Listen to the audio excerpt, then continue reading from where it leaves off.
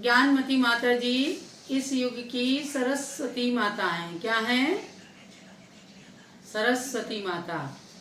ज्ञानमत्यारिका माता गणिन्यां प्रमुखा कलो नमस्तस्यै सरस्वत्यै ज्ञानमूर्त्यै नमो नमः। ज्ञानमूर्त्यै नमो नमः।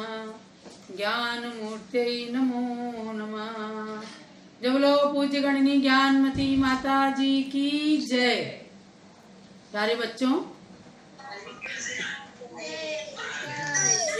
आप सब लोग अपने सबके लिए बहुत बहुत आशीर्वाद। हस्तिनापुर जम्बूद्वीप से पूज्य गणनी ज्ञानमती माता जी की शिष्या मैं आरिका चंद्रामती आपको कुछ बातें बता रही हूँ। हमने आपके लिए बताया कि 5 पाप होते हैं: हिंसा, झूठ, चोरी, कुशील और परिग्रह। तो हिंसा को छोड़ने से अहिंसा होती है, तो वो व्रत होता है। और झूठ को छोड़ने से सत्य होता है, वह भी व्रत होता है, अणुव्रत। और चोरी को छोड़ने से बच्चे अच्छे बनते हैं, अचौर्य नाम के अणुव्रत का पालन होता है। अब चौथा आता है ब्रह्मचर्य अणुव्रत। इसको बच्चों बहुत ध्यान से सुनना है। ब्रह्मचर्य, ब्रह्म माने होता है आत्मा, और उसमें चर्य माने आचरण करना, यानी आत्मा में आचरण करना, ये वास्तविक ब्रह्मचर्य है। यानी बाहर के तमाम राग रंग से, इंद्रियों के सुख से दूर होकर के और आत्मा की बात को जानना, ये ब्रह्मचर्य है। और बाहर में क्या जानना है कि ब्रह्मचर्य का व्रत का पालन करना, सेलिबेसी। सेलिबेसी को कहते हैं ब्रह्मचर्य। यानी कि जब तक शादी नहीं होती है तब तक आपके पास पूर्ण ब्रह्मचर्य है, और जब शादी हो जाती है तो बालिकाएं अपने पति के साथ रहती हैं, बालक जो युवक हो जाते हैं वे अपनी पत्नी के साथ रहते हैं। तो उस ब्रह्मचर्य का नाम है ब्रह्मचर्याणु व्रत। यानी अपनी पत्नी के सिवाय सारी महिलाओं का त्याग, सब महिलाओं के प्रति बहन और माता के समान समझना। रितेश जी सुनाई दे रहा है? अच्छा, तो ये ब्रह्मचर्य, जैसे आप लोग स्कूल में हैं, कॉलेज में हैं या जॉब करते हैं, तो उन सब स्थितियों में भी जितनी लड़कियां हैं उनको बहन की तरह समझना, और लड़कियों के लिए जितने पुरुष लोग होते हैं, युवक हैं, उन सबको अपने भाई के समान मानना। इससे अपनी आत्मा पवित्र होती है, आत्मा गंदी नहीं हो पाती। तो ब्रह्म का मतलब ये आत्मा। तो आत्मा में आचरण तभी हो सकता है जब हमारा बाहर का आचरण शुद्ध रहेगा। देखो ये बच्चा नेचुरल है।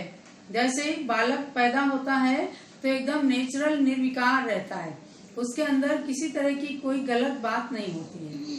ऐसे हमारे मुनि लोग क्या हैं, ब्रह्मचर्य का पालन करते हैं, तो नग्न रह करके भी और वो सबको अच्छा संदेश देते हैं, सबके लिए पूज्य होते हैं।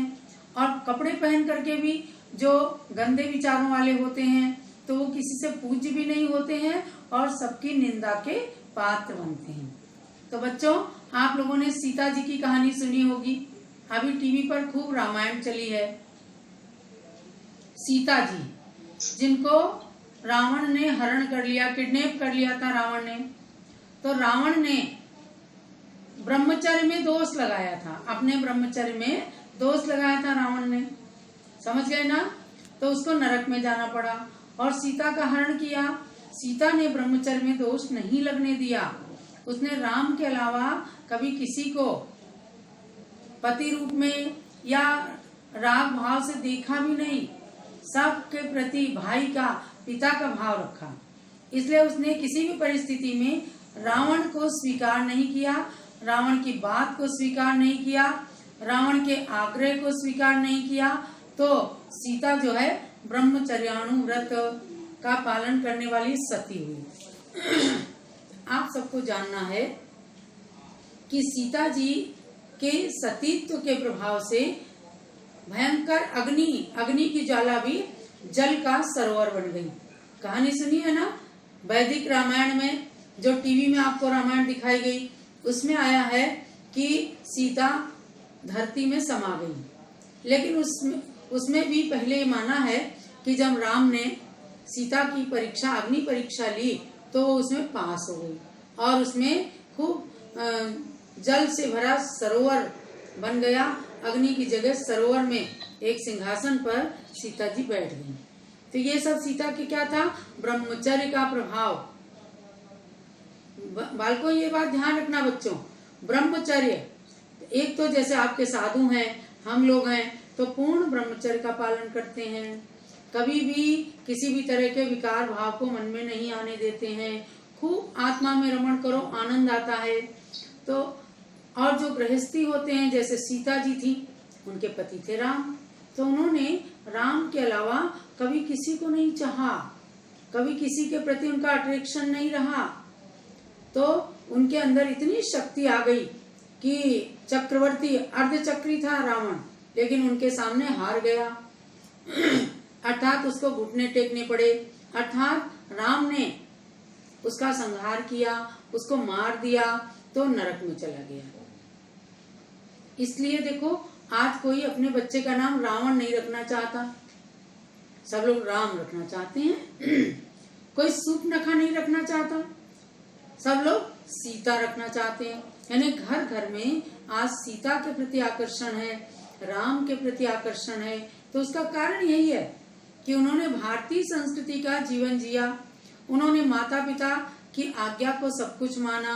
कहते हैं कि रघुकुल रीति सदा चले आई, प्राण जाए पर वचन न जाई। माता पिता की आज्ञा का पालन किया, जंगल में रहे और कैसी भी परिस्थिति आई, लेकिन उन्होंने सिद्धांतों के साथ, अपने कर्तव्य के साथ कोई समझौता नहीं किया। तो प्यारे बच्चों, आज बहुत आकर्षण का युग है, तरह तरह के आकर्षण अपने को लुभाते हैं। इंटरनेट का आकर्षण है, मोबाइल का आकर्षण है, फेसबुक चलाते हैं, लेकिन इनमें कभी भी किसी से नाजायज संबंध नहीं बनाना, क्योंकि इससे हमारी आत्मा गंदी हो जाती है, इससे आत्मा के ऊपर मैल चढ़ जाता है, तो जल्दी से साफ नहीं हो पाती। इसलिए हमेशा हर चीज का गुड यूज करना। अब आप देखो, जूम ऐप के माध्यम से आप पढ़ाई कर रहे हैं, जैन धर्म की पढ़ाई कर रहे हैं, आपने अब जान लिया है कि पाप 5 होते हैं। तो बच्चों, पाप अच्छे हैं कि पापों को छोड़ना अच्छा है? आज आप बच्चे हैं, कल बड़े होंगे, तो बड़े होकर के भी अपने गुरुओं के प्रति आकर्षण रखना, धर्म के प्रति आकर्षित होना, लेकिन आपस में मेल फीमेल में आकर्षण पैदा नहीं होने देना मन में। तो आपकी आत्मा एकदम साफ, स्वच्छ, सुथरी रहेगी, तो आप भी जो एक दिन भगवान बन सकते हैं। तो मैं क्लास को समाप्त करूंगी, उसके पहले आप लोगों को 2 चीज बताना चाहती हूँ। आप लोग अपनी डायरी में नोट करना कि human life is a gift, accept it. आपको कोई गिफ्ट देता है तो आप उसको एक्सेप्ट करते हैं, क्यों? भव्य प्रकाश बोलो, human life is a gift, accept it. और दूसरा सेंटेंस है, human life is a love, enjoy it. Human life, मनुष्य का जीवन जो आपको मिला है, तो उसको एंजॉय कीजिए, खाली खेल में नहीं, खाली लड़ने झगड़ने में नहीं, खाली गेम खेलने में नहीं, बल्कि पढ़ाई करके, आत्मा की बात जान करके, महाराज जी माता जी के पास जा करके उसको एंजॉय करिए। और human life is a struggle, fight it. संघर्षों से भरा जीवन है। देखो, आजकल कोरोना वायरस आ गया, आप सबकी पढ़ाई बंद हो गई, बाहर निकलना बंद हो गया, तो ये क्या स्ट्रगल करना है। आप आज कोरोना के साथ स्ट्रगल कर रहे हैं, लेकिन मन के अंदर भगवान का नाम बोलेंगे, गुरु के प्रति अपने भाव अच्छे रखेंगे, पूजा करेंगे, अभिषेक करेंगे, तो उस स्ट्रगल को फाइट करके उसमें जीत सकते हैं। तो human life is a struggle, fight it. And human life is a tragedy, face it. कोई ट्रेजेडी हो जाती है तो उससे विचलित नहीं हुआ जाता, पीछे नहीं भागा जाता है, उसको फेस किया जाता है। तो बच्चों, ट्रेजेडी कोई आई है अपने घर के अंदर, या अपने शरीर के साथ कोई बीमारी लग गई, या किसी तरह से पैसे की हानि हो गई, व्यापार की हानि हो गई, कोई बीमारी आ गई, तो ये ट्रेजेडी है। फेस इट, डोंट फियर, इसको फेस कीजिए, डरिए मत।